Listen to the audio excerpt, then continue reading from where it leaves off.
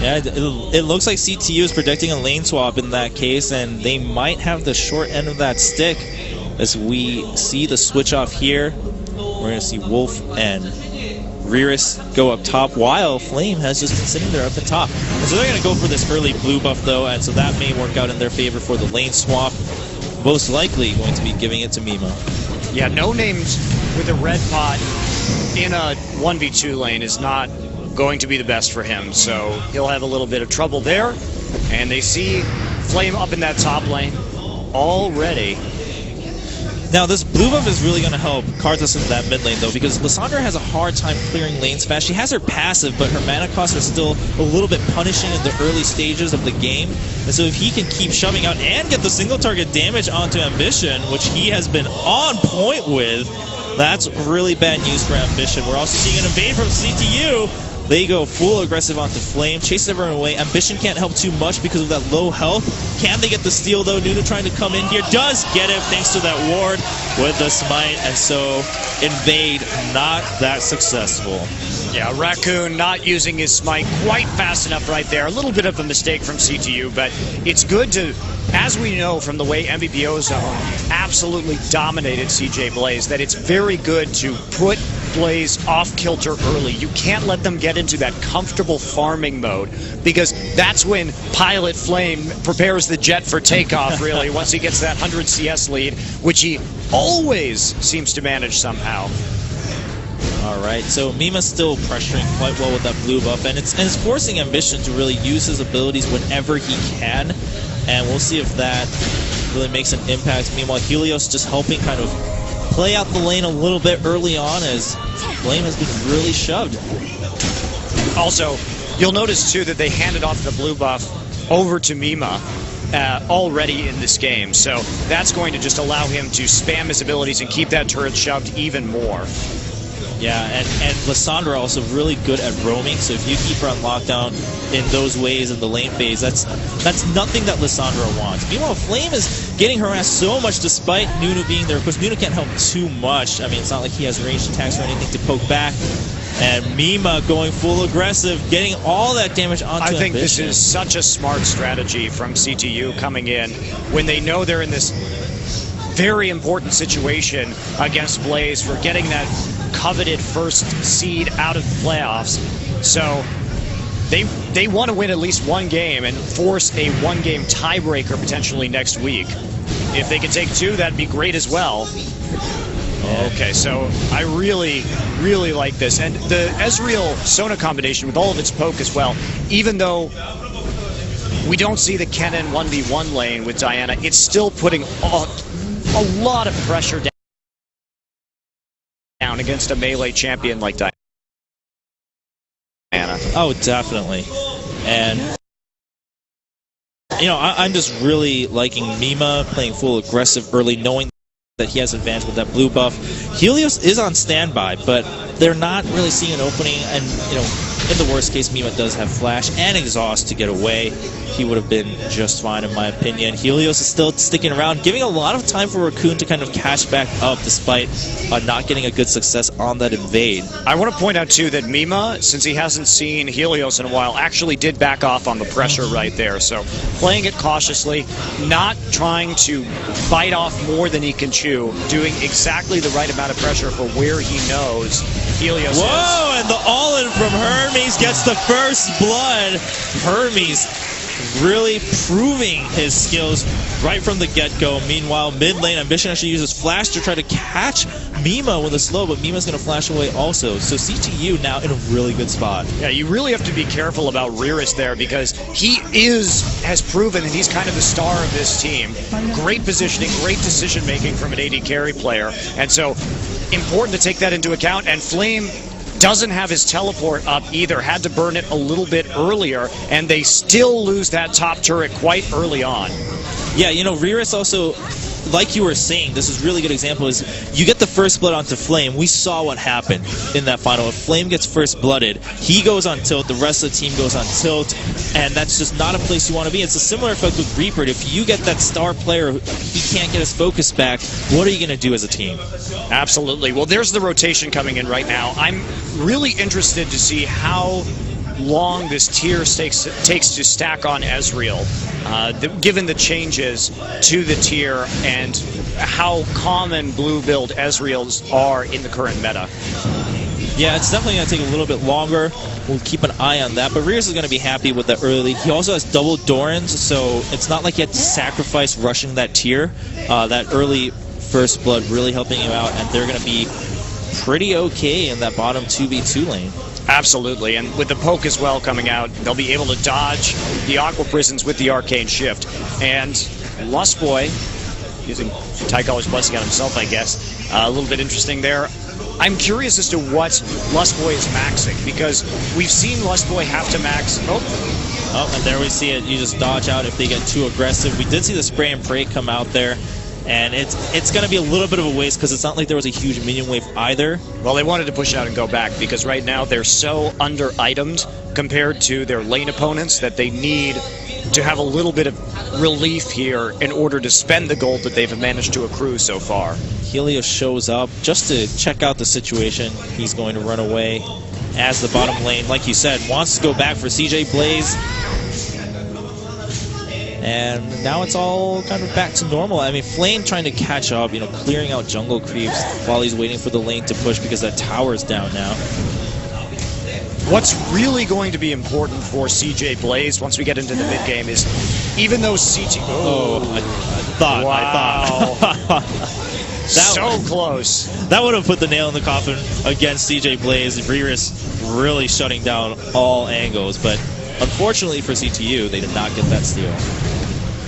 Okay, so CTU, if they can get No Name enough ahead of Flame, they may be able to split push and rely on him to stun Flame during a teleport. But more than likely, CTU is going to go for a heavy dive here instead, and if Blaze can manage to split push and disengage with Nami ult when that dive comes, that's going to be perhaps the most critical part of this game coming up here. Because whether or not that dive succeeds while they're splitting could determine where the towers are lost and how much pressure each team gets to put on the map. And that's going to be, I think, the thing to watch for right here. Now, if No Name gets really, really farmed and fed, then he will be able to split push and not worry too much about Diana, constantly send Flame back. But there's still always that danger with the teleport of the 5v4, and given how good Blaze is in those situations, you don't even want to do that. So I think that CTU is going to, at some point, be forced to group and dive, and that it all comes down to the tidal wave.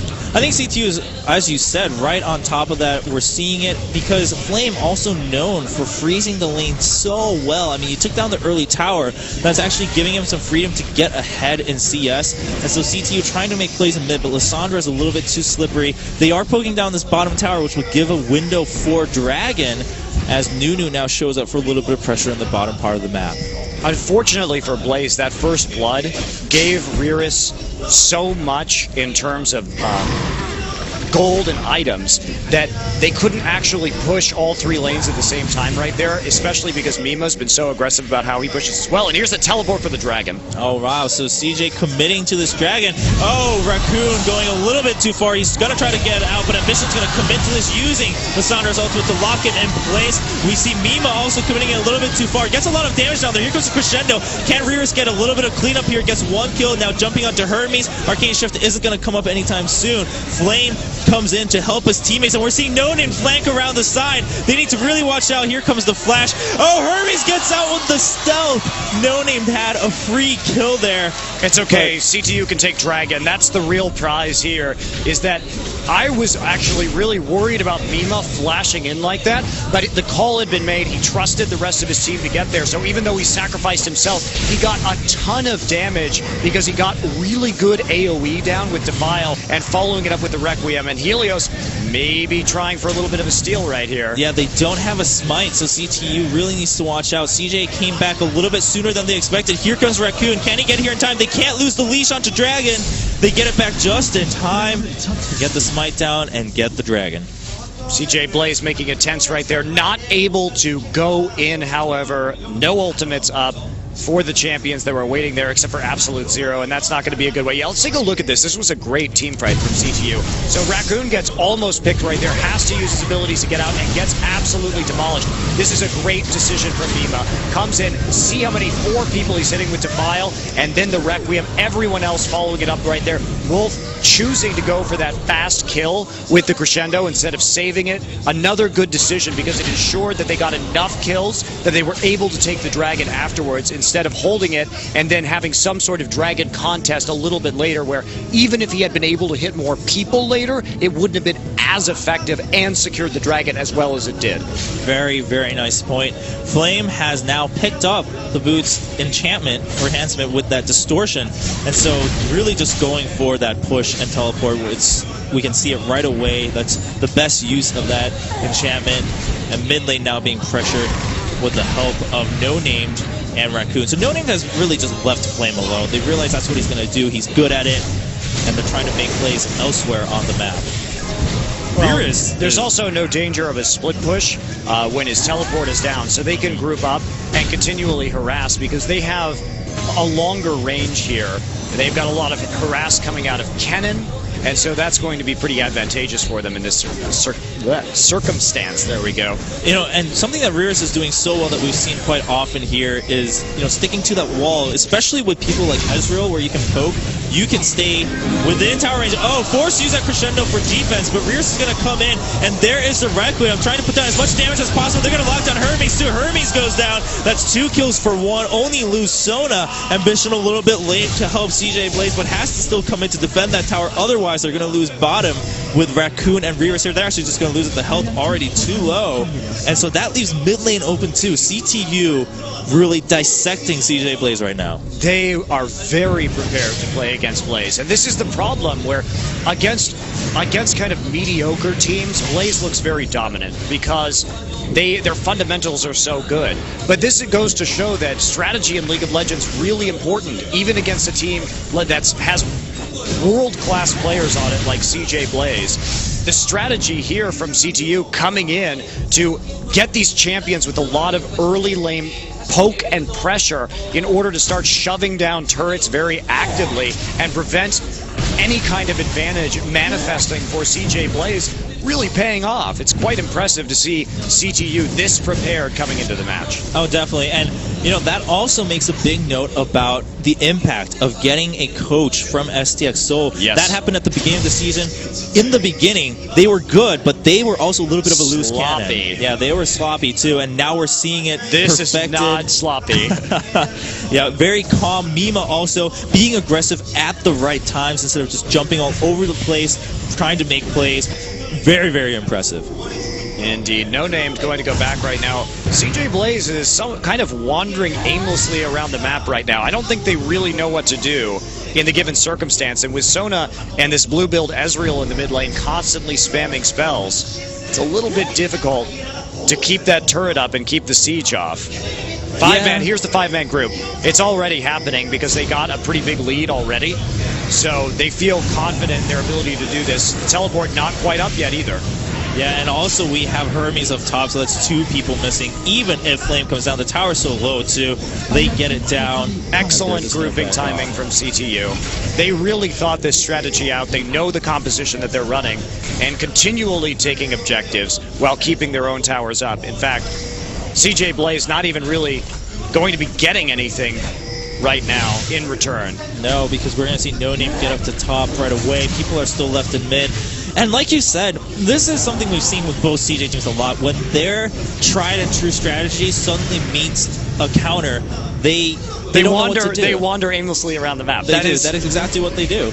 And they just get lost. You know, they're like lost puppies, and they're like, well, now what do I do? I mean, I always followed this leash, but now it's been cut. Now I just wander around this park, not knowing where to go, and they become sad. That is a truly touching pet story from you, Dobra. I can relate to pet owners. I like puppies.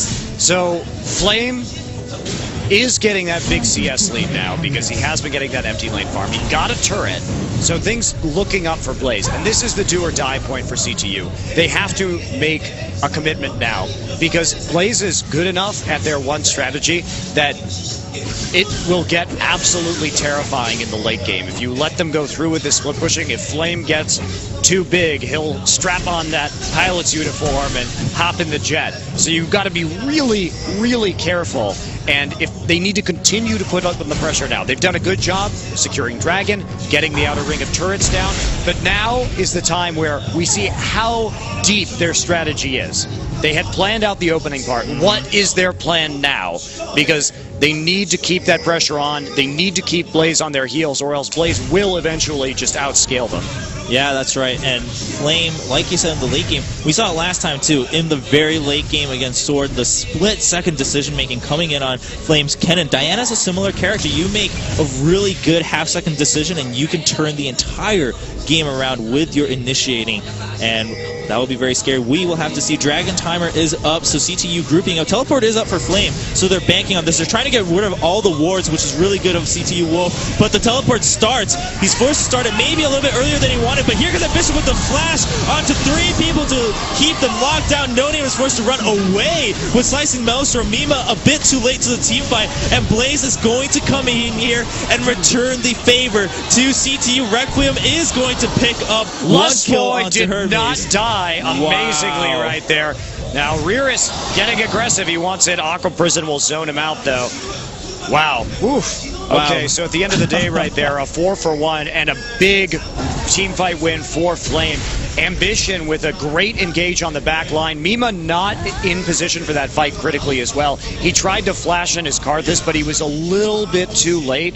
If he had been in a better position, I really think that CTU would have come out with the lead. But that teleport meant everything. So let's take a look right now. Teleport comes in, and look at this engage coming in. Ambition flashes to reposition, so he maximizes that tidal wave coming over the top. So they lock down most of CTU. You can see Mima late and in the back of the fight, not exactly getting as much damage as he did the first time around with that Defile. And then the Requiem comes in, Flame, and Lustboy survives with like 1 HP. Wow, what a fight. And you know, it didn't matter that Mima was onto, you know, still like 3 or 4 people, because we have Diana who can blink forward, and we're going to see another Dragon fight. A lot of abilities are down, but some crucial ones still there. We're going to see Raccoon get aggressive first, but Hermes turns around and puts down so much damage. Raccoon now is forced to Cataclysm to keep the team locked down for as long as possible. Riris is the one a little bit late to the party this time, but CJ Blaze is low now, so do they have to back off, popping pots left and right to keep them in the game? They don't want to give this Dragon up because they don't have the chance to push right now other than bot lane. They're forced to retreat and just keep CTU off that Dragon. I'm surprised they retreated actually after they got that, because CTU has no ults and Flame still has his ult up because he's Diana. So I really feel that they could have pushed that a little harder and tried to get the Dragon. But they're playing it safely though. Blaze has the lead again, and this is what's so frustrating against playing against Blaze, is they are so good at what they do and they are so solid in their fundamentals that even if you have a plan, you have to have an extended plan to come in and beat them. You have to beat them quickly, and that's what MVP Ozone did. But it takes, they're weak strategically, but it takes a very strong team to exploit that, because fundamentally they are so very solid. Yeah, and we're seeing that in action right now. Flame timing his pushes right so he can get back into Dragon, because we do see CJ Blaze grouping. Now CTU, earlier it was CJ Blaze who forced the fight earlier for CTU, so Mima was out of position. CTU had a slight window, but they're not going to anymore as Flame is already in that mid lane. And everyone, True Sharp Barrage actually gets taken out and doesn't hit anyone, so... A good ward in mid lane, though, we'll see Diana coming in. They know that Flame wants to flank, and that's why that ward exists. So they can keep total peripheral vision on this fight right now. And yeah, they're going to go for it. Their ults are up. All the ults are back, except for True Shot.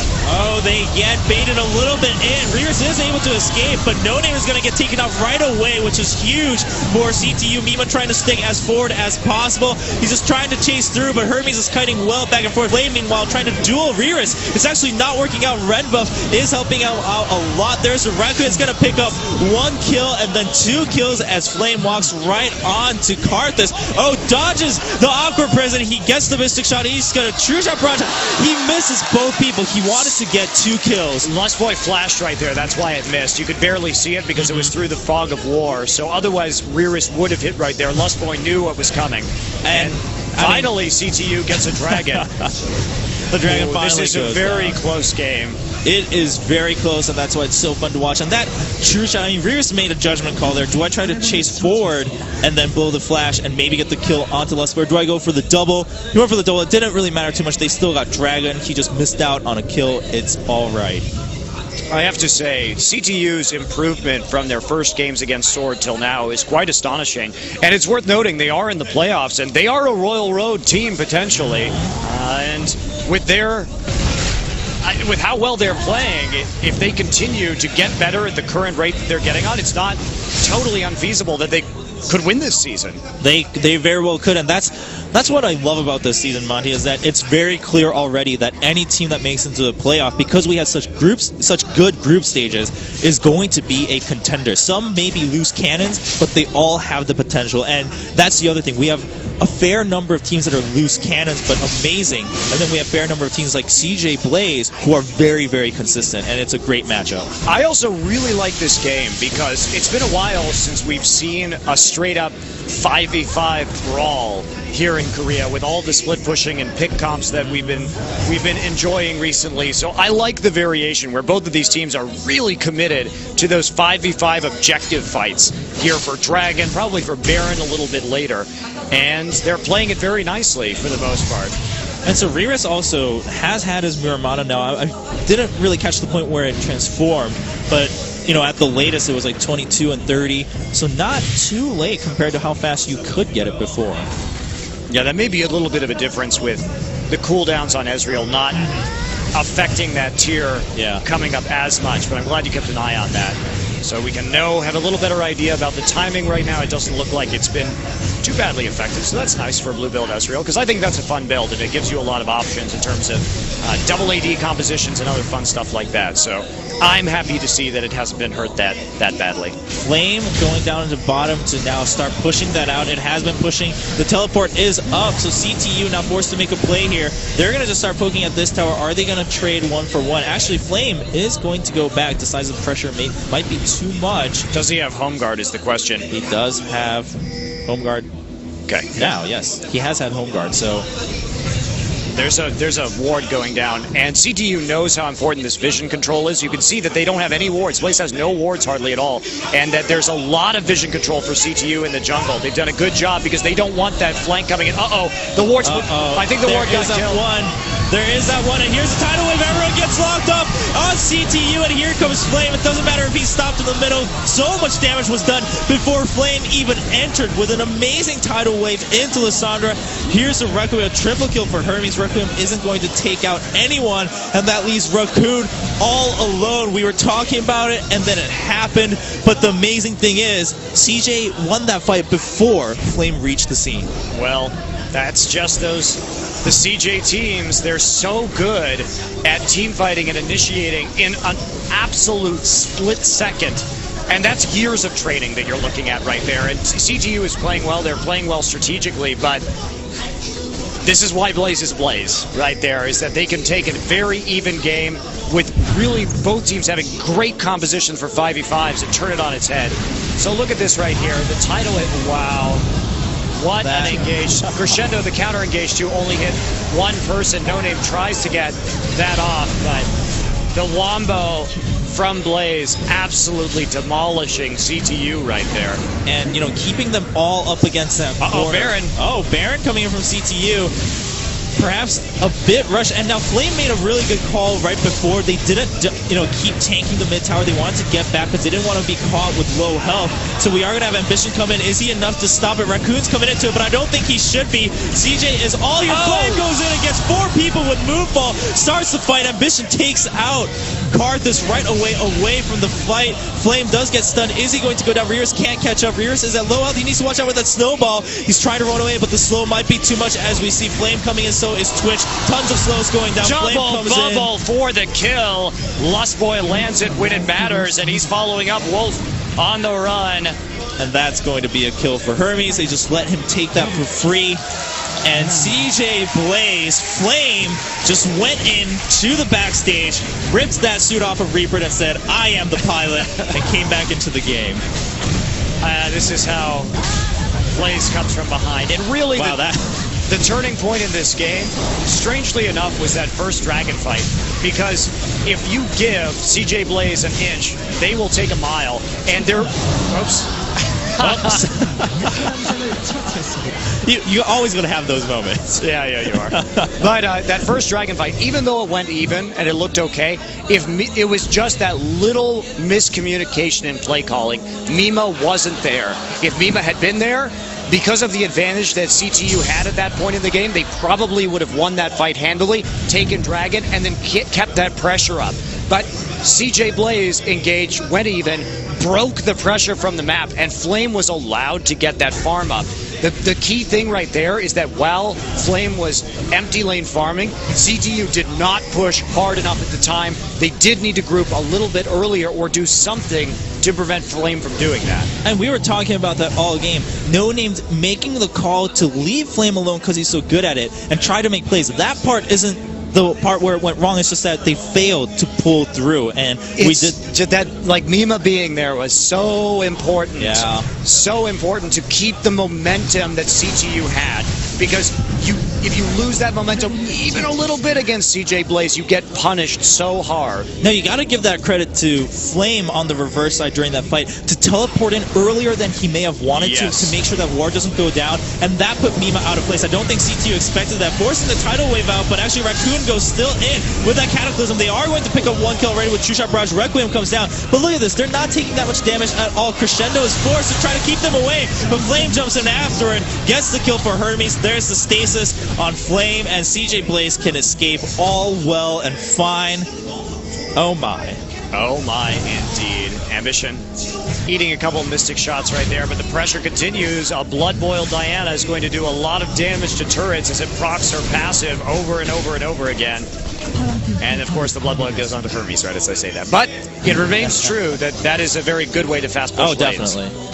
And yeah, I mean, so CTU are paying for their call and then not being able to follow through. Flame is at 242 CS now, is leading in CS. And he's going to get GA next, and that's going to be all she wrote, because Diana doesn't need that many AP items to do a lot of damage. At a certain point, it's better just to be super tanky with Zhonya's and Abyssal and a GA. That's kind of like the ultimate Diana build if you want to jump in and initiate. And we also see just so many Zhonyas across the board this game. It's kind of weird, as everyone is just, it's actually causing these team fights to last a lot longer than they should be. Yeah, we are seeing staggered stasis coming out from both sides, and Ambition now also has that Zhonya's and his own ultimate. I mean, there's a lot of ways to dive in on CJ Blaze, and it's great because they have an AD carry like Hermes on a champion like Twitch. You want that tankier Diana, you want that Lissandra who's going to lock people down and then negate all the damage coming in, especially in the form of skill shots from Kennen and Ezreal. You know, Stasis also really good against Slicing Maelstrom, so can CTU hold off? I think, you know, like you said, Monty, I think the turning point has been hit so early that CTU is now on a back foot way further than they expected to be. Well, yeah, exactly. And Blaze also just has more damage in the late game. Even though there's a Karthus, the difference between Ezreal and a Blood Boil Twitch in a 5v5 team fight is pretty significant, as well as Kennen just not going to be doing as much damage as Diana. So there's a lot here to consider, but I think Blaze has a stronger 5v5 team once we get into that late game situation, especially when you consider that a good engage will negate a lot of Karthus' damage, because he's never going to be getting a lot of people with Defile and Lay Waste. And you can have just Twitch Spray and pray him down. And of course a lot of upfront bursts coming into Lissandra, faking an initiate, scares everyone away, opens way for the tower a little bit. But that's the other thing, Karthus has not grown that much. I mean, he bullied a little bit at level 1 through maybe 5, but he hasn't been able to grow, so they don't even have that insurance on a hyper carry Karthus being able to clean up fights time and time again. We saw that last fight, Requiem almost doing nothing against CJ Blaze, so there's really no solution at this point.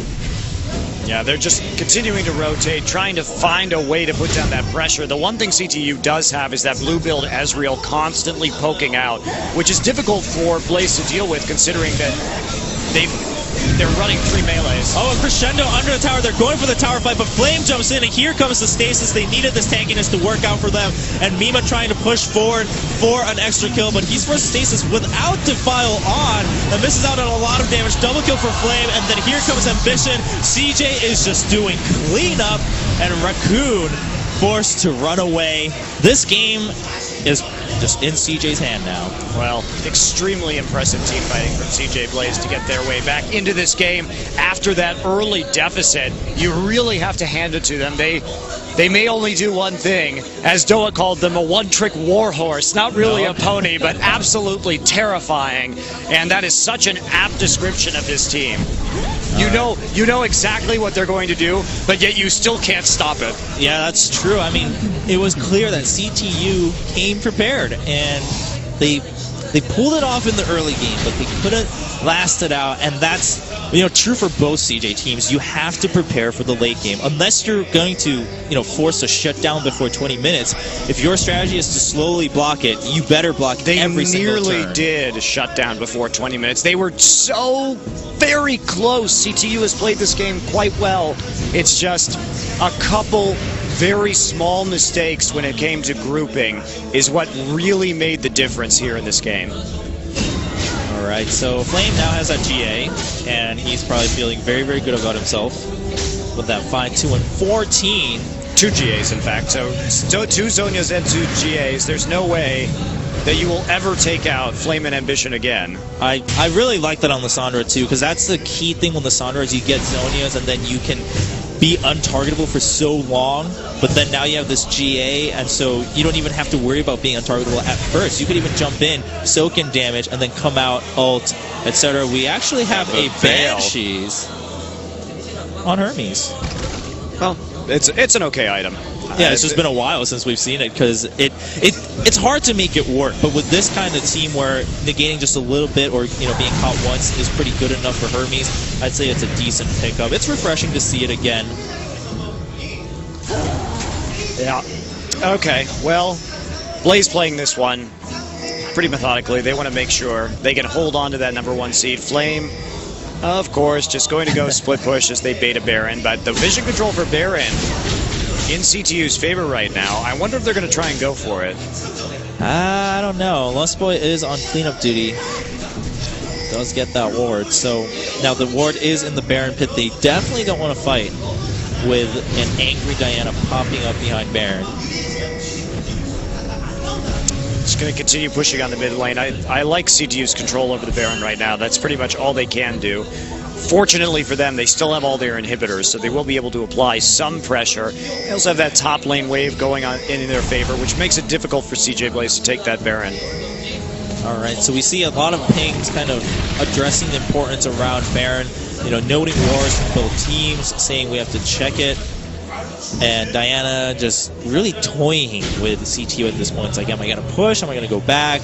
I mean, look at how he's playing too. He's not entirely sure where they are right now. CTU using the Fog of War in jungle, their own jungle, very nicely to make Flame question a little bit. He's waiting to see, but at the same time, CTU not really giving him a lot of information about where they are in this circumstance. Yeah, CTU 307 to 172 farm. Oh, Flame! Oh, wow. That is Flame, but CTU is handling the situation very well. Some other teams may have really caved in and either all gone back to defend against Flame or really just left him alone while they still stuck to Baron and really couldn't get over the fact that they had to give it up. But they're trying to split as much as they can, and Kennen is coming down, so he can deny that teleport, but Kennen is also so crucial for CTU's play. He's also going to get crushed in the duel by Diana. So true. And CTU trying to be a ninja behind that wall, hiding himself for as long as possible, so that's a good call. And we do have Diana just teleporting in early. They said, alright, well, Kennen's here. Let's just finish off the Baron as fast as possible with Diana here. And once they get it, they're just going to turn and fight. CTU needs to make sure they don't get too close until Ambition comes in and locks everyone down. Jumps right over Raccoon, and No Name just coming in so late with the slicing maelstrom. He has nothing he can do. No one in CJ Blaze is going to die. Flame making sure he doesn't even lose his Guardian Angel. And, you know, Reris and Raccoon were just poking a little bit too much. They wanted to poke them down, but what can you do? There's surrender. So CJ Blaze takes the first game, and all their fans are just cheering for them. Ambition proving himself as a pretty darn good, Lissandra player. His initiates were nearly perfect that game. On all accounts, he repositioned himself very nicely after that glacial path with his flash in order to hit the maximum number of people that he could, and then that just chained in so nicely to the rest of the CC on the team, setting it up for Flame as the secondary engage to pull people in with Moonfall, and then the spray and pray coming over the top. In this 5v5, when both teams have so much AoE CC, it really, the advantage heavily swings to who engages first. And I think that CTU could have been more active about their engage with Jarvan. I think Raccoon maybe waited a bit too long sometimes, and they weren't confident enough about diving under turrets, which I think they really had to do a lot earlier in the game. So CTU, they played a great game though, and they definitely show a lot of promise as an up-and-coming team, and they stuck it to Blaze early, but Blaze played a Blaze game and dragged it out long enough to get the win. Good old Blaze.